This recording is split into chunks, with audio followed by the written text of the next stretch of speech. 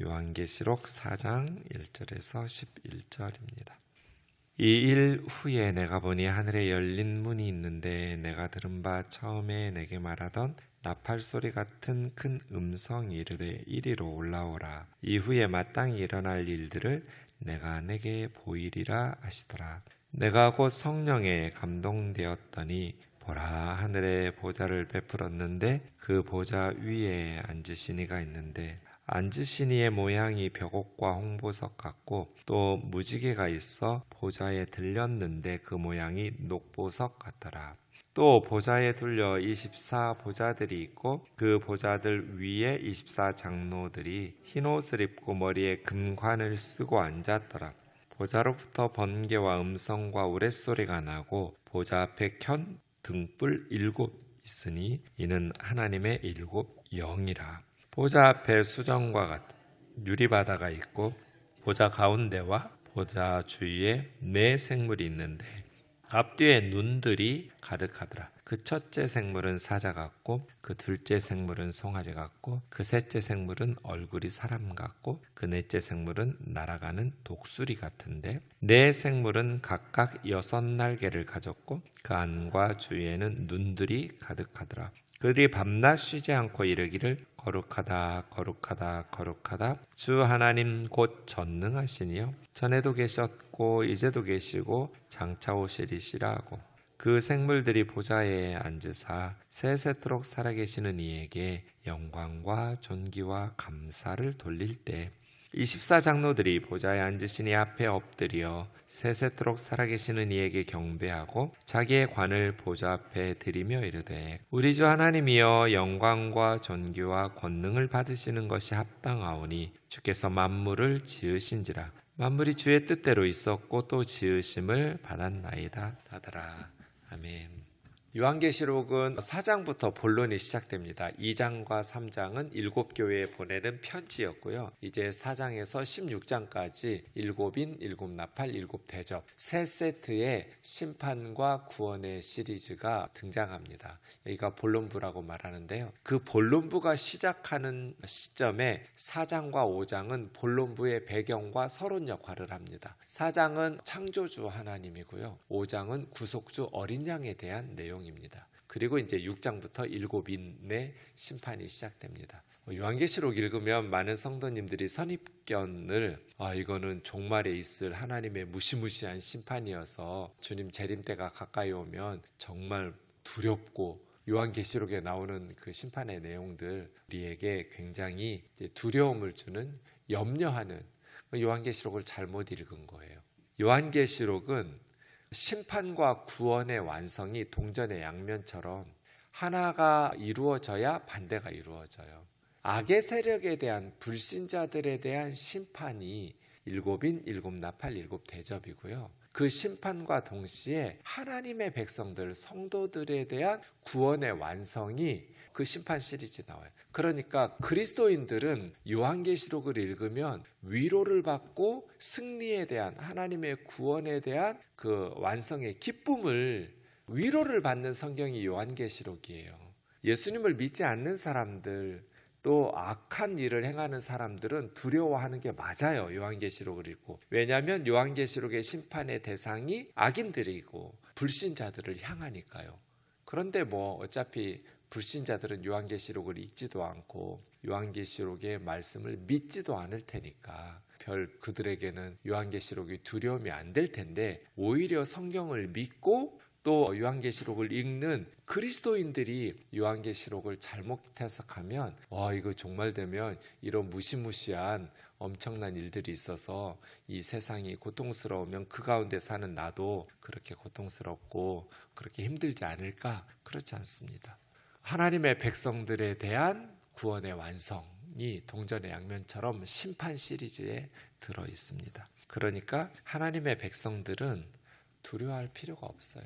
하나님의 심판, 그걸 놓고 성경에 하나님의 백성들이 두려워하나요? 한 번 죽는 것은 사람에게 정해진 것이요 그 후에는 심판이 있으리니 라고 해서 그리스도인들이 막 천국 죽기 싫어하고 하나님의 심판대 앞에 가기를 싫어하고 이건 믿음이 없는 거잖아요.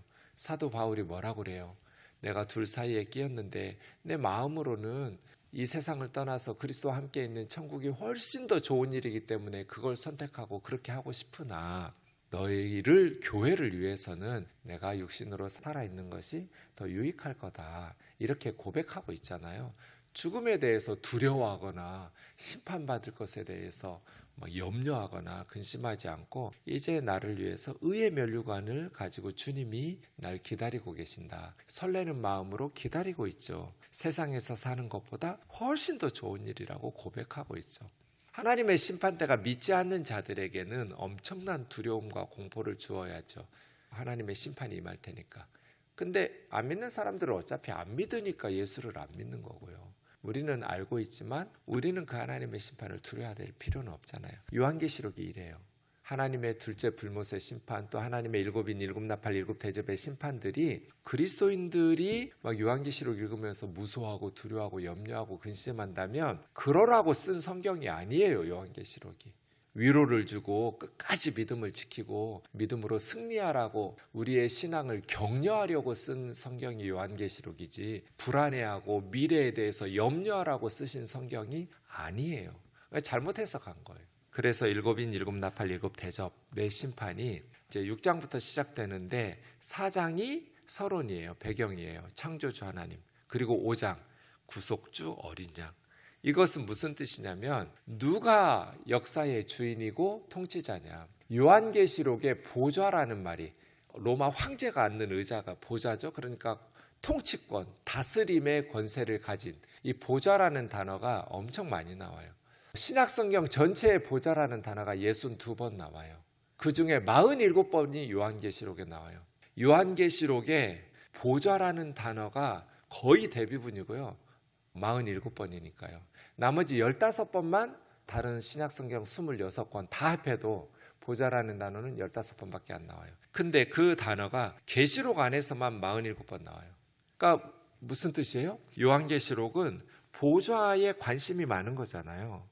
그것은 로마 황제가 아니라 보좌에 앉으신 하나님이 역사의 주인이고 진정한 통치자이시고 하나님께서 진정으로 우리의 삶과 이 땅의 역사를 주관하신다. 로마 황제나 세상의 권력자들이 아니다. 그런 뜻이죠. 그래서 요한계시록이 우리에게 주는 위로, 진리는 하나님께서 통치하신다. 그러면 마지막 심판과 구원과 죽음 이후에 모든 우리의 삶을 누가 주관하시냐? 보좌에 앉으신 하나님이라는 거죠. 그래서 4장의 창조주 하나님입니다. 4장에 많이 나오는 것이 두 가지 있습니다. 하나는 눈들이 가득, 눈이 많이 나와요. 눈들이 가득하다. 눈이 많다는 건 뭐예요? 하나님은 다 지켜보고 계신다.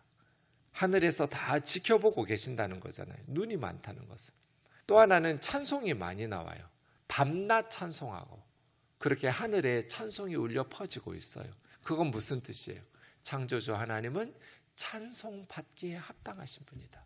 하나님은 그렇게 찬송받기에 합당하신 분이고 찬송받기에 합당하신 일들을 행하셨어요. 구원이죠. 하나님의 백성들의 구원이 얼마나 위대하고 감사한 일인지 밤낮 천상에 있는 하나님의 백성들이 하나님을 찬송하고 있어요. 눈이 가득하고 찬송이 가득한 하나님께서 다 지켜보고 계시고 또 하나님은 찬송받기에 합당하신 분이시다는 것을 4장에서 이야기하고 있습니다.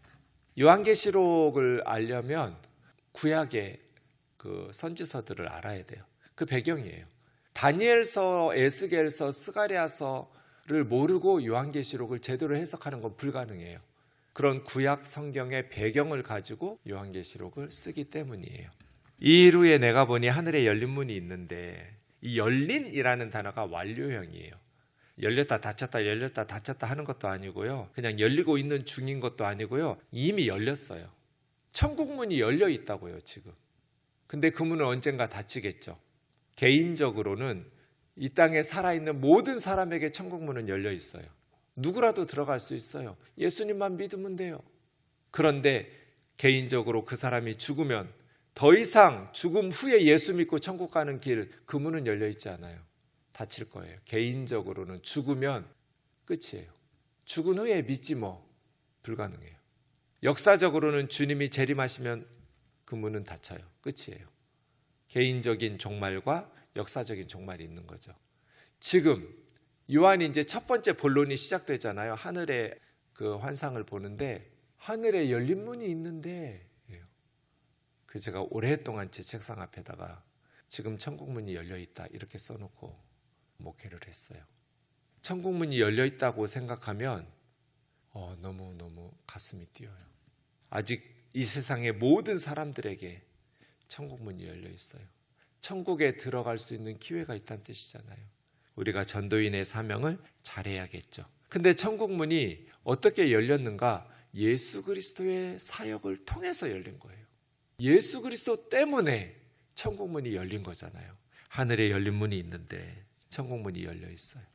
많은 소리, 물소리와도 같고 나팔소리와 같은 음성이 있었잖아요. 1장 10절에 그 좀 전에 들었던, 예전에 처음 들었던 그 나팔소리 같은 큰 음성이 하늘에서 이리로 올라오라, 열린 천국 문으로 들어오라는 거예요. 이후에 마땅히 일어날 일을 내가 너에게 보여주리라. 그러니까 이미 천국에서는 이후에 지상에서 일어날 일들이 다 보여질 수 있도록 이루어지고 있는 거예요. 그러니까 지상의 역사를 하늘에서 결정하는 거예요. 이후에 땅에서 마땅히 이루어질 일들을 요한아, 내가 너한테 보여줄 테니까 이리 올라와라 하시면서 요한이 성령에 감동되어서 성령의 인도하심을 받아서 올라갔어요. 그랬더니 하늘의 보좌를 베풀었고 그 보좌에 앉으신 이가 있는데, 보좌에 앉으신 분 하나님이죠. 하늘에 보좌가 있고 보좌에 앉으신 하나님이 계시고 앉으신 이의 그 하나님의 모양이 벽옥 홍보석 같았어요. 그러니까 보석이 아니라 보석 같고 그랬어요. 하나님은 보석 같은 분, 하나님이 보석처럼 그렇게 아름다운 모습으로 앉아 계셨어요. 그런데 그 보좌 위에 무지개가 배경으로 걸려 있었어요. 여러분, 무지개 하면 성경에 어떤 의미가 있어요? 노아 홍수, 무지개 언약이 있잖아요.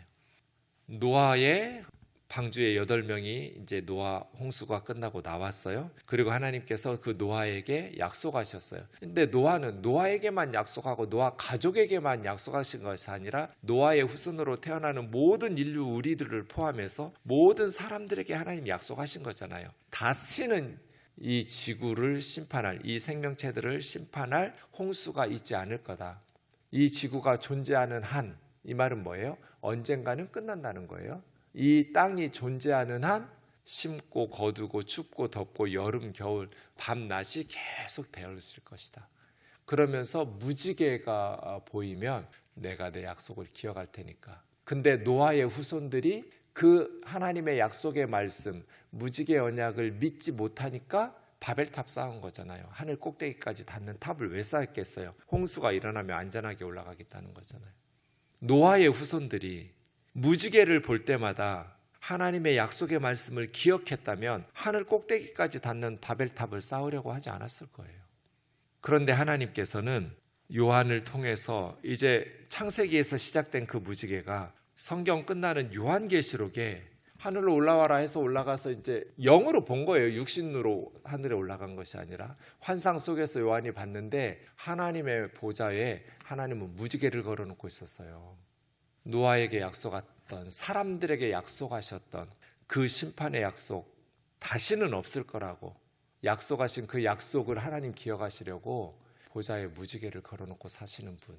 하나님은 우리에게 약속하신 것을 이렇게 철두철미하게 지키고 계시는데 사람들은 하나님의 약속의 말씀을 신뢰하지 못하니까 바벨탑 쌓는 거잖아요. 지금도 내가 세상 끝날까지 너희와 항상 함께 있겠다는 예수님의 말씀의 약속을 믿지 못하니까 불안하니까 사람들이 돈이나 권력으로 요새를 쌓으려고 죄짓고 사는 거잖아요. 하나님을 신뢰하지 못하니까 세상적인 방식으로 안전한 바벨탑을 쌓아놓고 거기서 살면 안전할 것 같다. 스스로 안전을 확보하려고 하나님의 말씀 순종하지 못하고 타협하면서 사는 거거든요. 그런데 하나님은 홍수 이후의 세상을 종말 때까지 보존하시겠다는 자신의 약속을 위해서 무지개를 걸어놓고 보좌 위에다가 무지개를 둘러놓고 있었다는 거예요. 그 모양이 녹보석 같더라. 보석들은 에덴 동산에 많았어요. 창세기에 보면. 그래서 요한계시록은 창세기의 구원의 에덴 동산의 회복, 이제 나중에 20장, 21장, 22장에도 보면 에덴 동산 모티브가 많이 나와요. 생명나무랄지 많은 보석들이랄지. 에스겔 28장 13절에도 보면 에덴 동산은 보석이 가득한 동산이에요. 어쨌든 그렇게, 그런데 4절부터 보시면 보좌에 24보좌가 있고 그 보좌에 24장로가 있었어요. 24장로는 천상에 구원받은 하나님의 백성들의 대표로 구약의 12지파와 신약의 12지파 구약을 대체하는 12사도를 상징해요. 그래서 24장로예요. 구약의 구원받은 하나님의 백성들과 신약의 구원받은 하나님의 백성들의 대표라고 말할 수 있어요. 구원받은 하나님의 백성들의 대표. 이것도 다니엘서에 그리고 수없이 많은 구약의 선지서에 신실한 하나님의 백성들과 동일하게 그들이 흰 옷을 입고 금관 스테파노스, 승리의 면류관을 쓰고, 왕관이 아니에요. 스테파노스는 승리하는 월계수관이에요. 보좌로부터 번개와 음성과 우레소리가 나고, 출애굽기 19장의 신의 산에서 임했던, 그리고 에스겔서 1장 13절에서 말씀하시는 하나님의 임재의 장면이에요. 번개, 음성, 우레소리. 보좌 앞에 7등불, 켠 7등불과, 그런데 이 7등불은 7영 성령이셨다. 그래서 에덴 동산의 모티브와 성전의 모티브가 계시록에 계속 또 반복되고 있습니다. 예루살렘 성전이 하늘 성전의 모형이었어요. 그래서 7등불, 7금초대가 7영이신 성령님, 이렇게 이야기하고 있는 거죠. 6절에 보면 수정과 같은 유리바다가 보좌 앞에 있었고, 보좌 주위에 네 생물, 이 네 생물은 땅에 있는, 그런데 네 생물이 우선 눈이 가득했어요. 그리고 맹수의 대표인 사자, 그리고 가축의 대표인 송아지, 날짐승의 대표인 독수리, 그리고 만물의 영장인 사람, 이게 네 짐승이에요.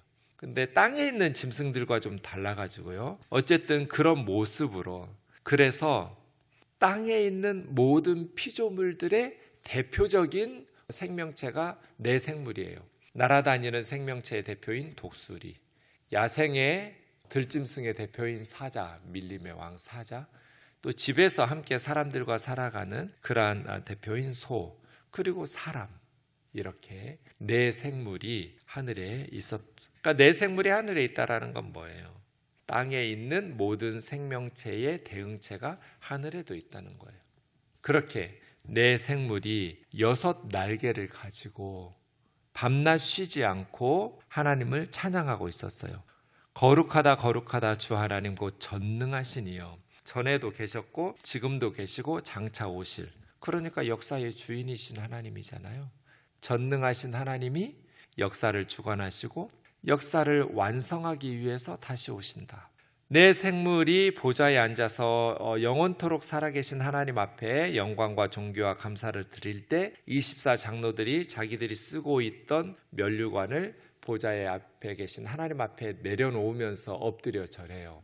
하나님만 왕이라는 것이고 하나님만 홀로 다스리시고 영광 받으라는 뜻이겠죠. 우리 주 하나님이여 영광과 존귀와 권능 받으시는 것이 합당하오니 왜냐하면 주께서 만물을 지으신지라. 그래서 4장을 창조주 하나님을 찬양하고 있는 거예요.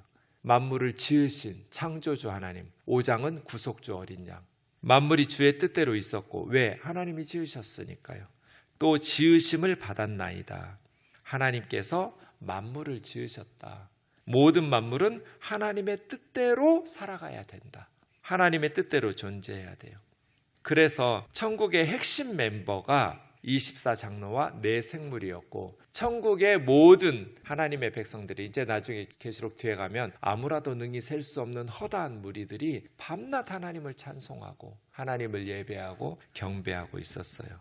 이렇게 일곱인 일곱나팔 일곱대접의 심판의 메시지를 선포하면서 이런 요한계시록을 기록하는 것은 우리 성도들에게 이 땅의 사람들의 미래를 가르쳐 주심으로써 전도인의 사명을 다하도록, 회개하고 하나님 앞에 돌아올 수 있도록 그러한 메시지를 주시고, 또한 하나님께서 우리에게, 성도들에게 하나님의 백성들아 염려하지 마라. 이 세상을 다스리고 주관하는 이는 세상의 로마 황제가 아니라 하나님이시다.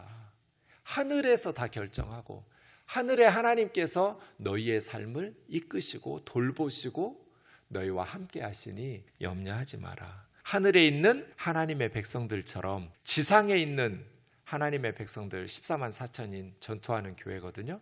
믿음으로 영적 전투를 잘 수행하고 이기는 자들에게는 믿음으로 승리하는 끝까지 예수 그리스도를 믿고 예수님의 말씀을 순종하면서 살아가는 하나님의 백성들에게는 하나님께서 이런 엄청난 구원을 주시고 은혜를 베푸시고 복을 주실 테니까 끝까지 믿음으로 예수 그리스도 안에서 살아가도록 격려하는 성경이 요한계시록이에요. 이렇게 천상에 하나님께서 열린 문을 두시고 무지개를 두르시고 또 보석으로 가득한 수정 같은 유리 바다로 깨끗한 그렇게 맑은 하나님의 나라에 언젠가 우리를 초대해서 우리도 하나님을 찬송하고 하나님 앞에 영광을 돌리며 나아갈 수 있도록 그렇게 행하실 그 하나님의 구원을 바라보면서 오늘 하루도 이 땅에서 믿음으로 값지게 살아가는 저와 여러분 되기를 주의 이름으로 축원합니다.